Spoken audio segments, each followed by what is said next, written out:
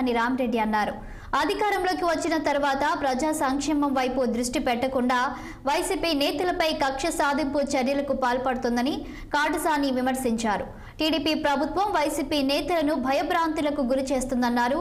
క్షేత్రస్థాయిలో దాడులు జరగకుండా చూడాల్సిన బాధ్యత పోలీసులపై ఉందని కాటసాని రామరెడ్డి అన్నారు.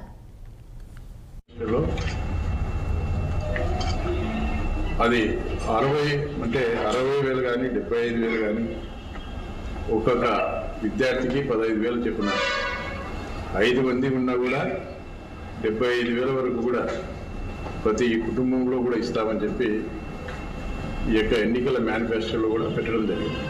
కేవలం ఒక్కరికి మాత్రమే తల్లికి వందనం చేస్తామని చెప్పి చెప్పడం జరుగుతూ ఉంది.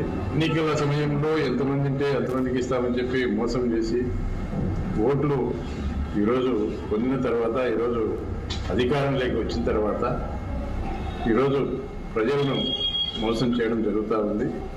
ఈరోజు ప్రజలందరూ కూడా గమనిస్తూ ఉన్నారు. తప్పుడు కేసులు పెట్టి మరి ఈ యొక్క దృష్టి మరల్చేదానికి ఈ యొక్క పన్నాగం పొందుతూ ఉన్నారు.